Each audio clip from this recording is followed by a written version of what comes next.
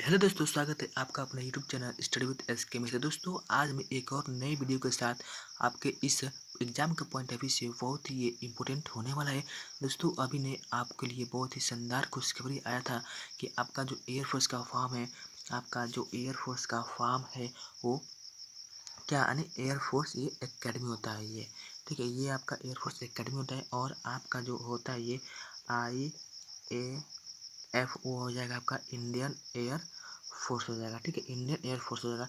इसका जो फॉर्म है वो आपका अप्लाई यानी उसका नोटिफिकेशन आ गया है। तो इसलिए दोस्तों आप अपने पेन और कापी को उठाइए और आप लोग अभी के अभी इस वीडियो को जटिल डाउन करिए, इस क्वेश्चन को जटिल डाउन करिए जो कि आपके एग्जाम का पॉइंट ऑफ व्यू से बहुत ही इंपॉर्टेंट होने वाला है। तो ये दोस्तों विदाउट वेस्ट टाइम हम लोग स्टार्ट करने वाले हैं। यहाँ पे आपका देखिए पार्ट नंबर यहाँ पे आज 5 है, आपका पार्ट नंबर 5 है। तो यहाँ पे देखिए जो क्वेश्चन है आपका INS विराट भारतीय नौसेना की सेवा में है वह क्या है। देखिए यहाँ पे ऑप्शन आपका विमान वाहक, पनडुब्बी, भारवाही जहाज, गनबोट। यहाँ पे जो आपका INS विराट है ना, जो आपका INS विराट है वो भारतीय नौसेना में है, ठीक है। ये एक नौसेना का एक जहाज है, ठीक है।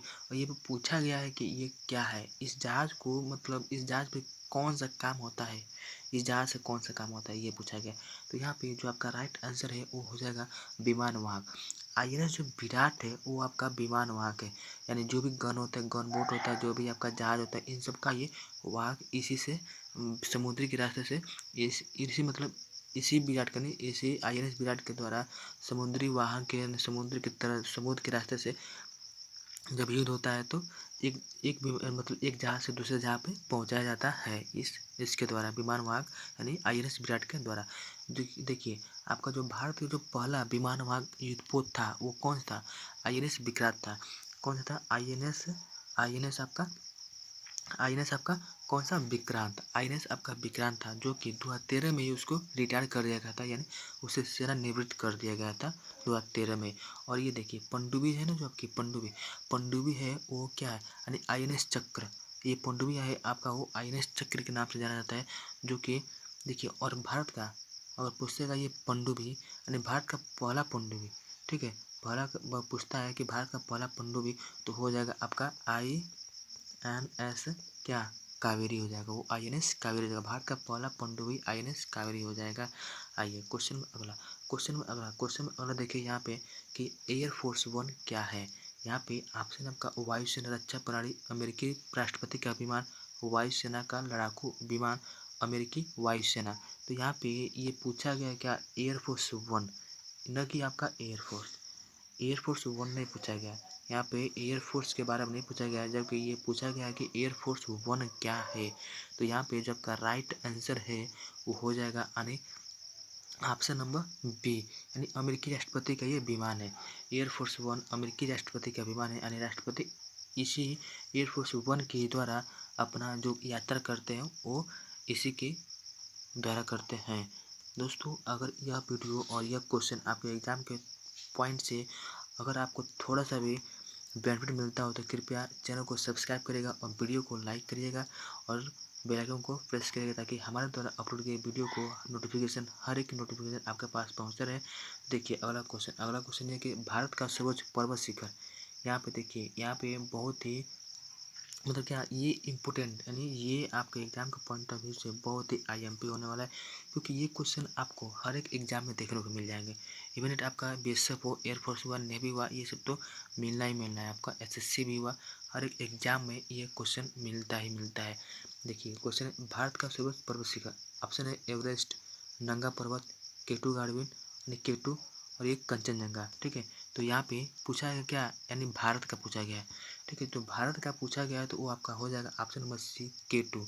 और केटू किस मतलब किस श्रेणी में आता है, वो काराकोरम श्रेणी में आता है केटू, ठीक है। केटू पर्वत है वो आपका काराकोरम श्रेणी में आता है। इसे गार्डविन आस्टीन के नाम से भी जाना जाता है। और ये आपका जो एवरेस्ट पर्वत है, एवरेस्ट, वो विश्व की सबसे ऊंची चोटी है, विश्व की सबसे ऊंची पर्वत है, विश्व की सबसे ऊंची पर्वत शिखर है आपका एवरेस्ट, ठीक है। और इसकी जो अगर पूछता है आपका हाइट इसके, तो वो हो जाएगी आपका क्या हाइट, यानी 8,848 क्या मीटर हो जाएगा, ठीक है। 8,848 मीटर है क्या एवरेस्ट का जो आपका हाइट है, ऊंचाई है, ठीक है। और इसका जो आपका जो केटू का है, केटू का जो ऊंचाई है लगभग 8,611 किलोमीटर की ऊंचाई है इसका, क्या, केटू का। और ये देखिए कंचनजंगा, जो आपका जो कंचनजंगा है ना, ये कंचनजंगा वो भारत में स्थित है। कंचनजंगा भारत में स्थित है, बट वो सबसे सर्वश्रेष्ठ चोटी है। कंचनजंगा सर्वश्रेष्ठ चोटी है, जो कि इसकी ऊंचाई 8,000, उसकी ऊंचाई 8,558, 8,558 मीटर है। इतना ही लगभग होगा, 8,558 मीटर है। आइए क्वेश्चन में अगला, क्वेश्चन में अगला है कि स्वदेशी आंदोलन भारत में किसके दौरान आरंभ हुआ था। यानी कि ये पूछा गया कि जो स्वदेशी आंदोलन था वो किसने लाया था, ठीक है, किसने लाया था, यानी कब हुआ था, ठीक है। तो ऑप्शन यहाँ पे गांधी जी का चंपारण सत्याग्रह, बंग भंग विरोधी आंदोलन, रोलेट रोलेट अधिनियम के प्रति विरोध, 1920 से 1922 के प्रथम असहयोग आंदोलन। यानी देखिए यहाँ पे एक क्वेश्चन और बनता है, असहयोग जो आपका असहयोग आंदोलन था वो 1920 से 1922 तक चला था, ठीक है, असहयोग आंदोलन। तो यहाँ पे जो आपका जो राइट आंसर होगा इसका ऑप्शन नंबर बी, क्या, बंग भंग विरोधी आंदोलन के तहत।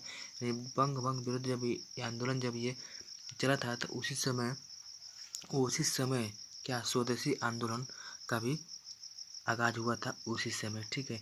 ये जो आपका जो सत्याग्रह आंदोलन है ना, सत्याग्रह आंदोलन जो चंपारण है वो कब शुरू हुआ था, 1917 में। 1917 में किनके द्वारा, महात्मा गांधी के द्वारा ये शुरुआत किया गया था। और ये जो आपका जो रूलेट एक्ट है वो आपका रूलेट एक्ट है वो आपका 18 मार्च 1919 को लागू किया गया था, रूलेट एक्ट, ठीक है, 18 मार्च 1919 को लागू किया गया था। और ये देखिए अगला क्वेश्चन, अगला क्वेश्चन ये है कि राजघाट बांध किस नदी पर स्थित है। ऑप्शन है नर्मदा, सतलज, बेतवा, चंबल। यहाँ पे जो आपका राइट आंसर हो जाएगा, ये पूछा गया बांध पूछा गया ना, कि आपका राजघाट समाधि भी होता है कि ना, एक राजघाट समाधि भी है। यहाँ पूछा गया का आपका बांध पूछा गया है, आपका ये बांध पूछा गया किस नदी पर स्थित है। तो ऑप्शन है नर्मदा, सतलज, बेतवा, चंबल, ठीक है। तो यहाँ पे आपका जो राइट आंसर है वो हो जाएगा ऑप्शन नंबर सी, बेतवा। आपका जो राजघाट बांध है वो आपका बेतवा नदी पर स्थित है। और बेतवा नदी आपका कहाँ पड़ता है, बेतवा नदी आपका यूपी में पड़ता है। बेतवा नदी आपका यूपी में पड़ता है। और इसी पे क्या है, यानी माता तिलक परियोजना बेतवा नदी पे ही है। और चंबल परियोजना चंबल नदी पे ही है, ठीक है। और ये कहाँ पड़ता है, आपका राजस्थान में पड़ता है चंबल परियोजना, ठीक है। और ये आपका जो नर्मदा नदी है ना, ये जो आपका नर्मदा नदी है वो उस पर कौन सा परियोजना है, ये नर्मदा सागर परियोजना है, जो कि मध्य प्रदेश में है। और सतलज नदी तो जानते हैं आप लोग, सतलज नदी राजस्थान में है। यहाँ पे भाखड़ा नागल परियोजना है, भाखड़ा नागल परियोजना कहाँ पे, पंजाब में। अगला क्वेश्चन देखिए दोस्तों, अभी तक आपने मेरे चैनल को सब्सक्राइब नहीं किया तो कृपया चैनल को सब्सक्राइब करिए, लाइक करिए, शेयर करिए, ताकि हमें उससे बहुत ही मोटिवेशन प्राप्त हो और हम आपको बहुत ही बेहतरीन कंटेंट प्रोवाइड करा सकें, ताकि आप बहुत कम समय में आप अपने एग्जाम को क्रैक कर सकें। आइए क्वेश्चन अगला है कि कौन सी पर्वत श्रेणियाँ तमिलनाडु में नहीं है। यानी यहाँ पे पूछा गया का तमिलनाडु की श्रेणियाँ में नहीं है, तमिलनाडु की श्रेणी में नहीं है। अगर आपको ये सब पता रहेगा ना, नीलगिरी पहाड़ियाँ, नल्ला पहाड़ियाँ, शेरवाई पहाड़ियाँ और ये जवादी पहाड़ियाँ, ठीक है, अगर ये पता रहेगा आपको तभी आप इस प्रश्न को कर पाएंगे। तो यहाँ पे जो आपका राइट आंसर होगा आपका क्या, नल्ला मल्ला की पहाड़ियाँ, ठीक है। नल्ला मल्ला की पहाड़ियाँ आपका तमिलनाडु में नहीं है, बाकी आपका नीलगिरी पहाड़ियाँ तमिलनाडु में भी है। और ये सेवराय पहाड़ी तमिलनाडु में है, जवादी पहाड़ी आपका तमिलनाडु में ही है, ठीक है, जवादी पहाड़ी आपका तमिलनाडु में है। जवादी पहाड़ियाँ तमिलनाडु में पाई जाती है। और ये आपका नीलगिरी जो है वो तमिलनाडु में है, ठीक है, नीलगिरी की पहाड़ियाँ भी तमिलनाडु में है। वो एक ब्लैक पर्वत से है, ठीक, वो एक ब्लैक पर्वत की श्रेणी में आता है नीलगिरी। और सबसे ऊंचा चोटी क्या, डोडा बेटा है। नीलगिरी पहाड़ी की सबसे ऊंचा चोटी क्या है, डोडा बेटा, क्या, डोडा बेटा है। अगला क्वेश्चन देखिए, अगला क्वेश्चन ये है कि अंतरिक्षीय पिंडों की ऊंचाई। यहाँ पे देखिए ये पूछा गया, अंतरिक्षीय पिंडों की ऊंचाई मापने के लिए किस यंत्र का प्रयोग किया जाता है, यानी किसका प्रयोग किया जाता है। ऑप्शन है आपका स्फेरोमीटर, अल्टीमीटर, सेक्सटेंट और ये स्पेक्ट्रोमीटर, ठीक है। तो या आप इस ऑप्शन से आप अनुमान थोड़ा सा लगा सकते हैं अगर आप लगाना चाहेंगे तो। बट यहाँ पे आपका जो राइट आंसर हो, वो जो आपका राइट आंसर है वो हो जाएगा आपका यानी ऑप्शन नंबर सी, क्या, सेक्सटेंट। सेक्सटेंट के द्वारा अंतरिक्ष पिंडों की हम लोग ऊंचाई मापते हैं, ठीक है। और ये आपका जो स्फेरोमीटर है, स्फेरोमीटर वो यानी किसी भी गोलीय पदार्थ का हो गया, यानी गोलीय वस्तु का जो त्रिज्या होती है ना, उसकी त्रिज्या मापा जाता है इसके द्वारा, ठीक है। स्फेरोमीटर के द्वारा गोलीय वस्तु की त्रिज्या नापा जाता है। और ये आपका जो अल्टीमीटर है ना, अल्टीमीटर वो उड़ते हुए विमान के ऊंचाई मापा जाता है, उड़ते हुए विमान की ऊंचाई मापते हैं अल्टीमीटर के द्वारा। आइए क्वेश्चन में अगला ये है कि पोलियो का वायरस शरीर में प्रवेश करता है, मतलब किसके द्वारा, कैसे प्रवेश करता है, किसके द्वारा। ऑप्शन आपका कुत्ते के काटने से, दूषित भोजन तथा जल से, मच्छर के काटने से, बंदर के काटने से। तो यहाँ पे जो आपका राइट आंसर होगा वो हो जाएगा ऑप्शन नंबर बी, दूषित भोजन तथा जल, ठीक है। दूषित भोजन तथा जल से क्या पोलियो वायरस फैलता है, पोलियो वायरस आपके शरीर में प्रवेश करता है। तो इसलिए दोस्तों आपसे नम्र निवेदन है कि आप स्वच्छ पानी पीजिए, स्वच्छ भोजन खाइए, ढपा हुआ भोजन खाइए आप, ठीक है। नहीं तो आप भी पोलियो के शिकार हो जाएंगे, ठीक है। वैसे भगवान न करे कि किसी को ये सब बीमारी हो। आप लोग स्वस्थ रहिए, मस्त रहिए और अपना पढ़ाई करते रहिए, ठीक है। देखिए यहाँ पे ये है कि यहाँ पे जो आपका राइट आंसर हो जाएगा आपका क्या, यानी दूषित भोजन से। एक कुत्ते के काटने से क्या, यानी रेबीज होता है, कुत्ते के काटने से रेबीज होता है। और मच्छर को जानते हैं डेंगू मलेरिया होता है मच्छर से। और बंदर, रेबीज यानी वही बंदर।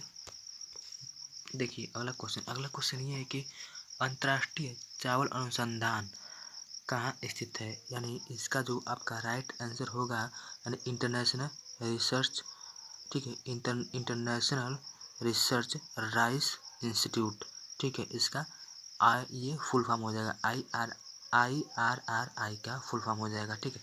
तो यहाँ पे आपका जो ऑप्शन है आपका पेचिंग, कराची, लास बोनस यानी फिलीपींस, कटक, ठीक है। तो यहाँ पे जो आपका राइट आंसर है पूछा गया क्या, अंतर्राष्ट्रीय अनुसंधान चावल है ना, अंतर्राष्ट्रीय चावल अनुसंधान केंद्र कहाँ है। तो आपका जो राइट आंसर है वो हो जाएगा यानी ऑप्शन नंबर डी, क्या, कटक।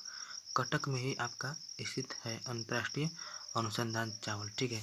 अगला क्वेश्चन देखिए, अगला क्वेश्चन ये है कि कश्मीर में श्रीनगर किसने बनाया था, यानी कश्मीर में जो आपका श्रीनगर है उसका निर्माण किसने किया था। ऑप्शन आपका हर्ष, अशोक, चंद्रगुप्त प्रथम, बिंदुसार, ठीक है। तो यहाँ पे आपका जो राइट आंसर है वो हो जाएगा ऑप्शन नंबर बी, अशोक, यानी अशोक के द्वारा ये श्रीनगर का निर्माण किया गया था। अशोक जो राजा थे उन्हीं के द्वारा श्रीनगर का निर्माण किया गया था, श्रीनगर का। दोस्तों अगर यह वीडियो आपको थोड़ा सा भी पसंद आए तो कृपया चैनल को लाइक करिएगा, सब्सक्राइब करिएगा और ज़्यादा से ज़्यादा शेयर करिएगा। Bye bye, take care, love you all, जय हिंद, जय भारत।